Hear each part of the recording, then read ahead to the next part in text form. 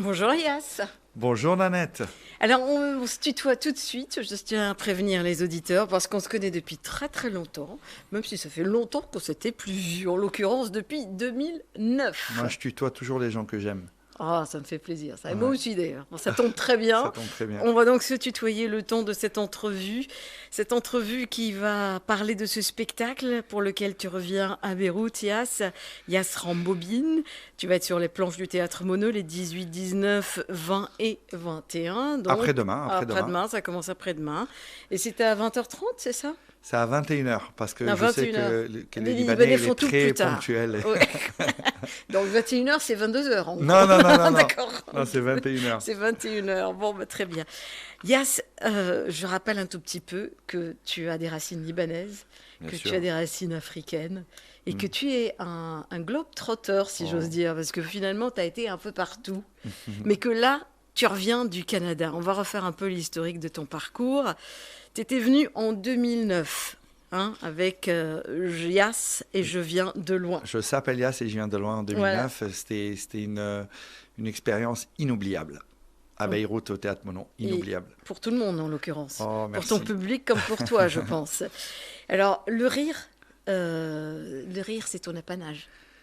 Ben, en fait, non seulement c'est mon apanage, mais on va dire que depuis que je suis bébé, il y a un truc qui m'a trop fait plaisir que mon père avait dit un jour. Il a dit que nous, on est trois frères. Il a dit que lui, le seul des trois enfants qui lui faisait fermer son commerce 45 minutes avant, c'était moi. Parce qu'il se réjouissait à l'avance de venir à la maison parce que je riais tout le temps. Donc du coup, ça les faisait rire. Et ma mère disait pareil des sages-femmes qu'il appelait pour lui dire ramenez-nous ce bébé, il passe son temps à rire. Il se trouve que, je sais pas, j'ai commencé à faire le pit dans le ventre de ma mère. Donc donc c'est pas plus mal, quoi. Et Tu, c'est resté. tu sais, quand on fait le pitre dans le ventre de sa mère, on est doté d'une mission quelque part. On est doté d'une vraie mission. Avec les temps que nous vivons, tu sais ce que vaut le rire. Ah ouais, je sais ce que c'est. C'est pour ça que quand j'ai un retour plein d'amour et plein de rire, ça me rallonge ma vie. C'est pour ça que j'ai pas de cheveux blancs. J'ai bientôt 50 ans, j'ai pas de cheveux blancs. Et t'as pas vieilli depuis 10 ans en plus. Oh, merci. Alors, qu'est-ce qui fait qu'en ce moment, il y a un tel engouement pour les humoristes, justement, les stand-up comedians, comme on les appelle? Oh là là, écoute, je crois que la télé et les réseaux sociaux, enfin le multimédia a vachement contribué à ça. Mhm. Le fait En que quel Jamel, sens? Ouais. le Ouais, fait que par Jamel. exemple Jamel, il ait créé le Marrakech du Rire et qu'il ait créé le Jamel Comedy Club il y a à peu près 10 ans et qu'il y a des gens qui sont sortis de là et il se trouve qu'il y a vraiment beaucoup de talent.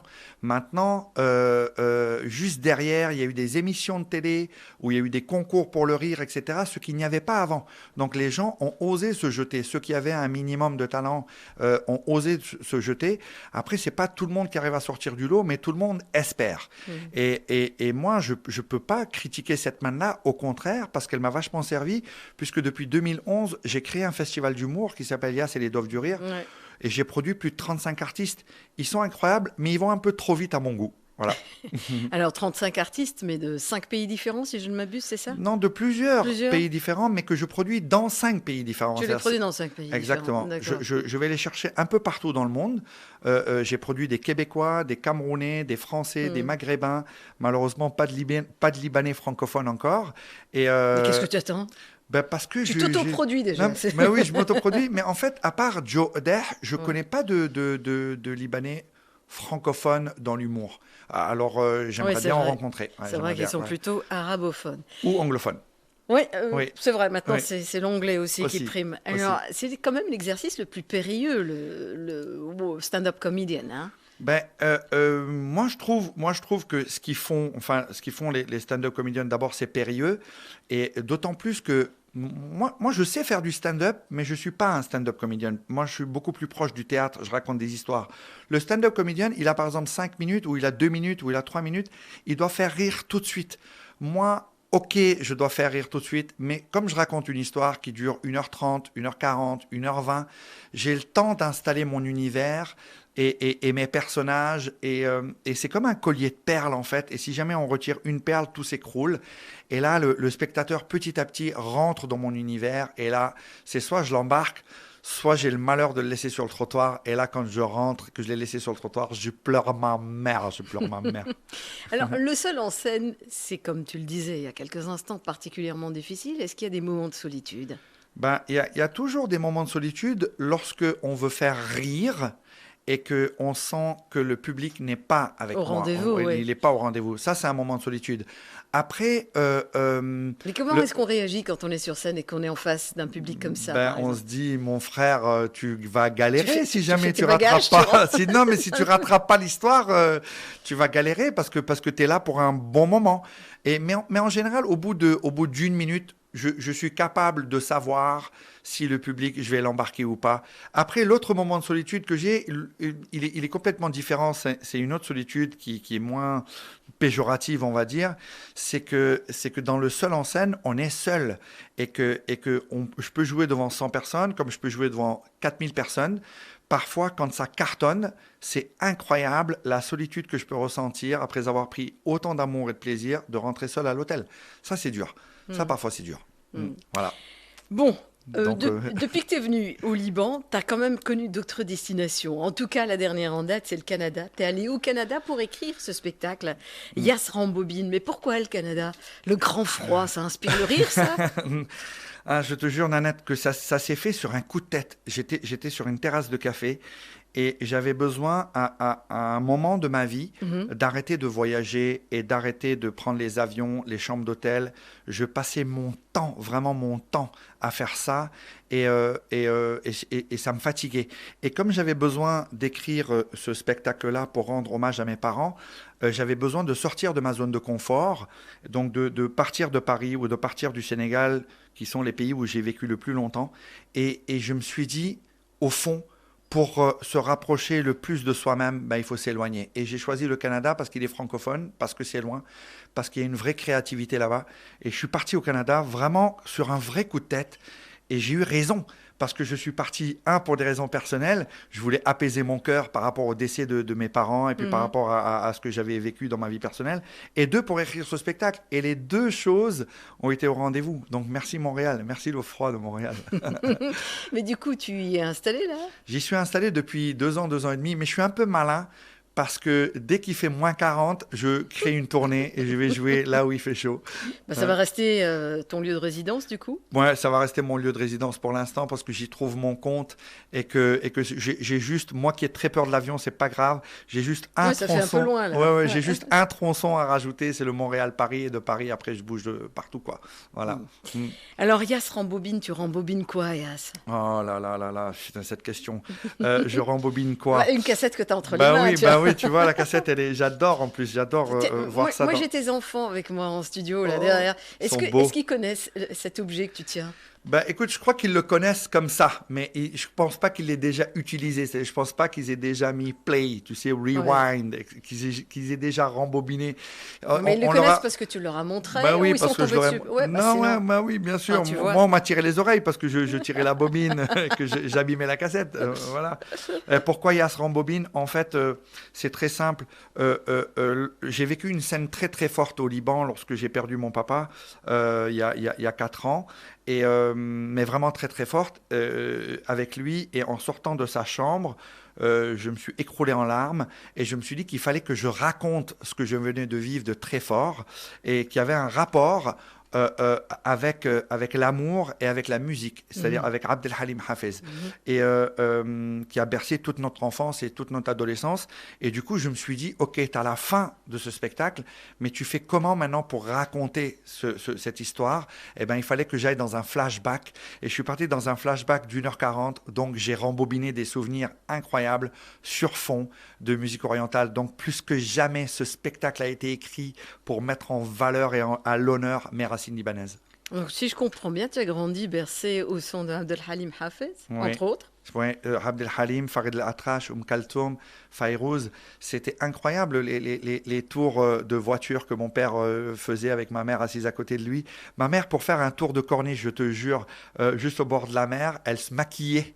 Elle mettait ses plus beaux bijoux, elle mettait sa plus belle robe parce qu'elle était juste fière d'avoir ces 3 enfants-là, ces 3 trublions derrière, dans une 504 Peugeot, même pas climatisé, avec Abdel Halim et mon père, il lui déclamait son amour sur Ahwak, etc. C'était beau, c'était beau, c'était beau. Ouais, ouais, j'ai grandi avec ça, j'ai grandi avec ça.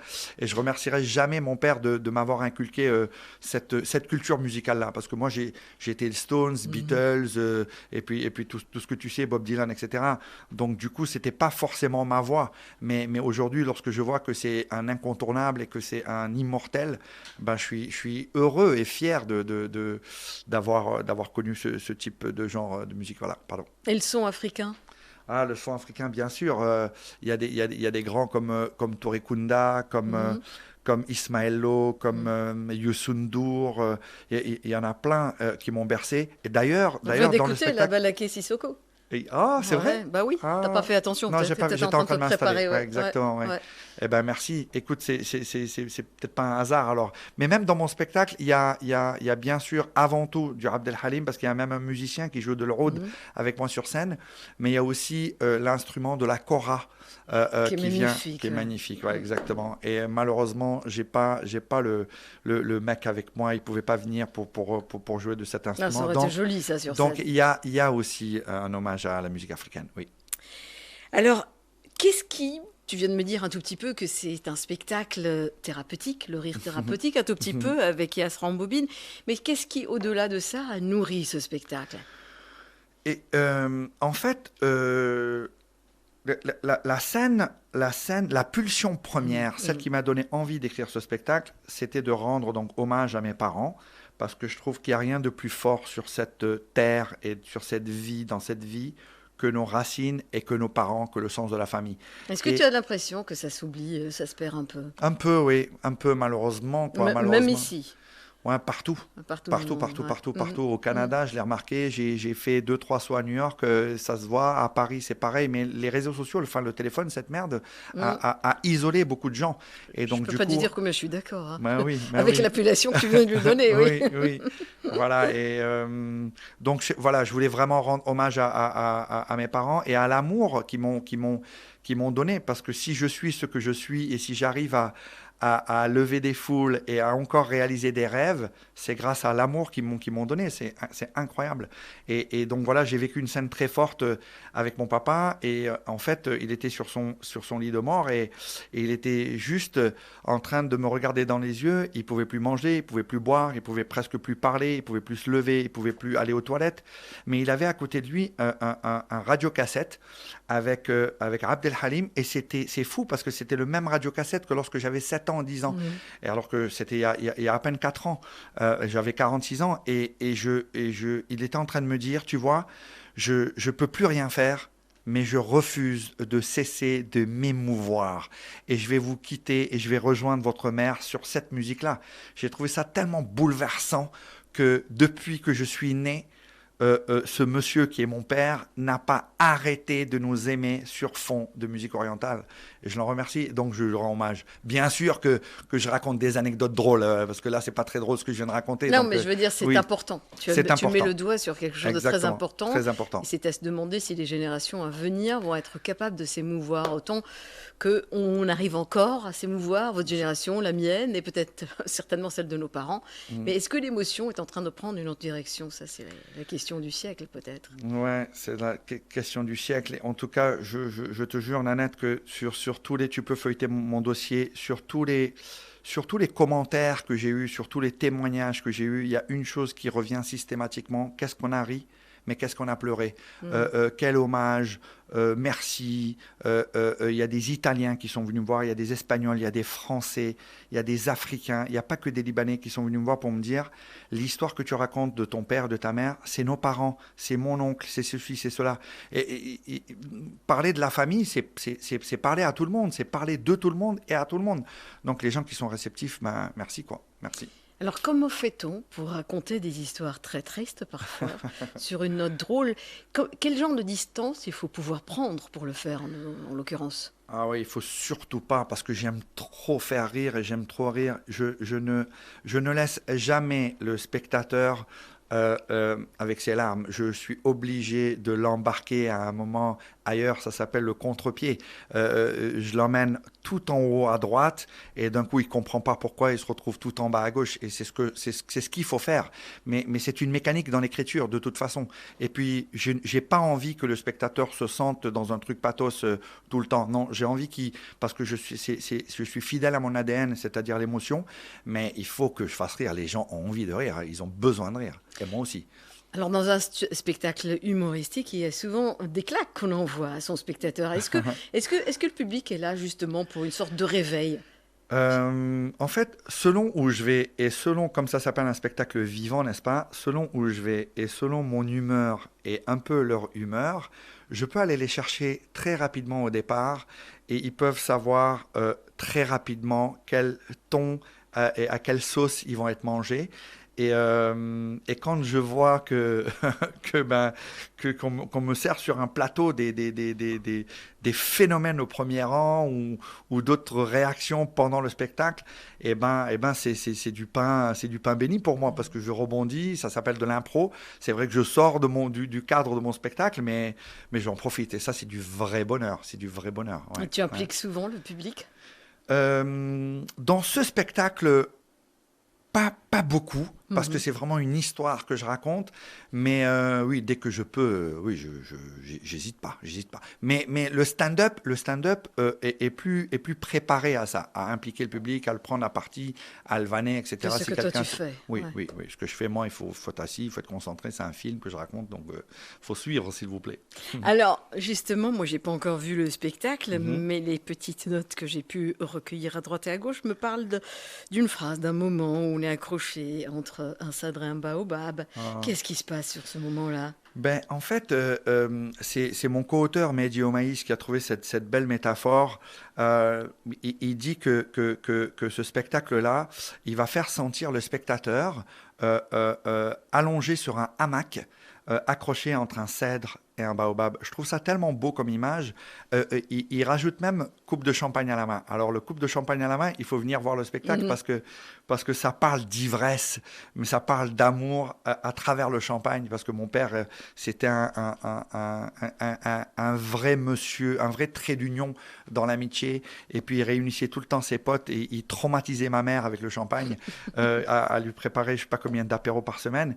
Et donc, voilà, en fait, le spectateur va se sentir sur un hamac entre un cèdre et un baobab. Le cèdre, c'est mes racines libanaises et le baobab, c'est mes racines africaines. C'est le symbole du Sénégal en plus. Il n'y a rien de plus beau que cette image, je trouve, que de se sentir allongé sur un hamac avec une coupe de champagne entre un cèdre et un baobab, que tous les spectateurs viennent au mono.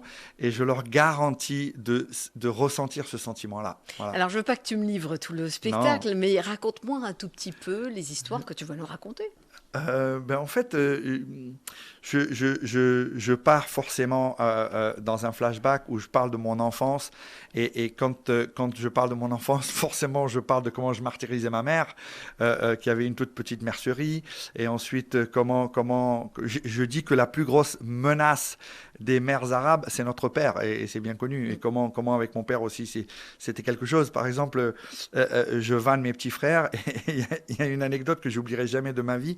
C'est qu'un jour, j'ai tellement fait chier mon petit frère et mon père avait tellement d'humour que mon petit frère a été voir mon père. Il lui a fait « Papa, putain, j'en ai marre de Yass, papa, change-le-moi ce frère, change-le-moi, fais-moi un nouveau frère !» Et là, mon père l'a regardé comme ça, il lui a fait « Un nouveau frère, je sais pas, mais un demi-frère, quand vous voulez. » J'ai trouvé ça très fort de la part de mon père. Ouais. Le cendrier de ma mère n'était pas très loin, mais voilà. Et il aboutit où?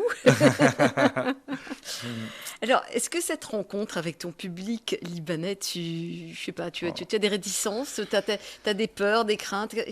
Tu viens avec quel état d'esprit, du coup? Nanette, tu sais, je vais être très sincère. Ouais. J'ai joué dans 16 pays et j'ai joué dans une cinquantaine de villes dans ma vie. Je te jure qu'il y a une chose que je gère partout où je vais, ça s'appelle mon texte et mon track, d'accord? Rien d'autre. Il y a 2 endroits au monde où je gère mon texte, mon track et un truc en plus, c'est l'émotion, eh ben, c'est Beyrouth et Dakar. C'est fou. C'est-à-dire que quand je suis venu jouer en 2009 ici, je me suis surpris en train de pleurer avant d'aller sur scène. Je me suis dit, Yas, tu vas pas te laisser submerger par l'émotion de jouer au Liban avant même de monter sur scène. Il fallait surtout pas que je me laisse aller. Du coup, j'ai pu gérer ça. Et là, j'ai l'impression que c'est en train de s'approcher, puisque je joue dans 2 jours, et que c'est en train de se rapprocher et c'est en train de monter un peu. Mais il y a une excitation qui est tellement forte, il y a une envie qui est tellement forte. Je ne sais pas pourquoi, mais il n'y a pas une ligne qui a été écrite dans ce spectacle-là à Montréal. Il y a 106 pages de texte. Il n'y a pas une ligne, Nanette, qui a été écrite sans que je pense un instant à moins 28 degrés, sans que je pense un instant à ce moment où j'allais jouer ce spectacle au Liban. Donc j'ai hâte, j'en peux plus là. Ça arrive, Ah, hein. j'en peux plus, Il ne reste plus que 2 jours. Ouais, j'en peux plus. Alors, le phénomène de la page blanche, tu connais, toi. Tu connais même très bien, puisque tu t'es arrêté à un moment donné. Ouais. Est-ce que tu manquais d'inspiration ou c'était pour d'autres raisons? C'était pour d'autres raisons. D'abord, en 2011, lorsque j'ai arrêté de jouer Je s'appelle Yas et je viens de loin, j'ai décidé de créer donc mon festival d'humour qui s'appelle Yas et les Doves du Rire, qui veut dire Yas et les Fous du Rire. Et je voulais mettre en avant des artistes, des collègues à moi. Et donc ça prend d'abord beaucoup, beaucoup d'énergie. Et je faisais des plateaux d'humour. J'écrivais des sketchs de 15 minutes, des sketchs de 20 minutes. Mais c'est comme j'ai une casquette aussi de producteur, que je passais mon temps dans l'avion, dans les chambres d'hôtel, et puis à tourner entre Avignon, entre la France, entre l'Afrique, à trouver des nouveaux talents. C'était compliqué de créer à ce moment-là, mais je me démerdais toujours pour créer au moins 15 minutes. Donc, voilà ce que j'ai fait parce que j'aime le talent, j'ai mis en avant plein de gens. Et ensuite, j'ai eu une critique qui était tellement flatteuse, c'est Yas, on ne te voit pas assez, il y en a marre, il faut qu'on te voie, il faut que tu écrives tout un spectacle. Et bien pour ça, je suis parti donc à Montréal, je me suis retrouvé effectivement devant ma feuille blanche. Parfois, je restais 15 jours sans jamais pouvoir allonger un mot. Et je me disais, tu vas jamais y arriver, mais j'ai une bonne étoile. Le spectacle est né. Tu l'écris en combien de temps, ton spectacle, par exemple? Je l'ai écrit en 1 an et demi. Oui. Et je l'ai répété pendant 4 mois, à raison de 5 fois par semaine, 4 heures par jour. C'est du boulot parce qu'il y a une douzaine de personnages. C'est une vraie histoire. C'est du texte, c'est de la poésie, c'est du travail d'acteur, c'est de l'émotion, c'est tellement de choses. Moi, 1 an et demi, voilà. C'est pour dire que c'est du travail. Hein, c'est du travail. Tu l'as emmené où jusque-là, ton spectacle? Pour l'instant, je l'ai joué au Canada, je l'ai joué à Marseille, je l'ai joué à Paris, je l'ai joué en Côte d'Ivoire, au Gabon, au Cameroun, au Sénégal, bien sûr, où c'était le feu. Et j'espère qu'il va avoir une vie aussi belle que le premier, où j'ai joué dans 16 pays et je l'ai joué plus de 750 fois, j'espère. Mais pour l'instant, le retour que j'ai d'amour, il est tellement, je sais pas, il est tellement beau. Ouais. C'est la récompense de tout artiste quand même, c'est ce que vous attendez en principe. Ouais, c'est ce que j'attends, ce moment où je craque à la fin en les regardant debout ou pas, mais de me dire, Yas, t'as pas pris le métro à moins 28 degrés pour rien. Regarde ça, et puis tes parents, ils peuvent être fiers de toi parce que tu leur rends un bel hommage. Et puis puisque tu as parlé de la présence de mes enfants qui sont dans le studio là, c'est la première fois qu'ils viennent au Liban, qui vont aller au fait même de leurs racines libanaises. Ils se sont plaints, papa ne nous parle pas en arabe. Ouais. Ils savent me dire Phabbak, ils savent me dire Massaré aussi, hein, attention. Hein, ouais, lequel vient avant? Les deux, ça va. Ça dépend pourquoi. Donc ça va être aussi émouvant pour moi de savoir que je joue pour mes parents, mais en la présence de mes enfants au Liban. Voilà. Ouais. Il va où le spectacle, juste après Beyrouth? Tu as une date arrêtée déjà? En fait, je vais aller faire des showcases à Paris. Il y a 4 producteurs pas qui m'attendent, mais qui doivent me voir. Et à partir de là,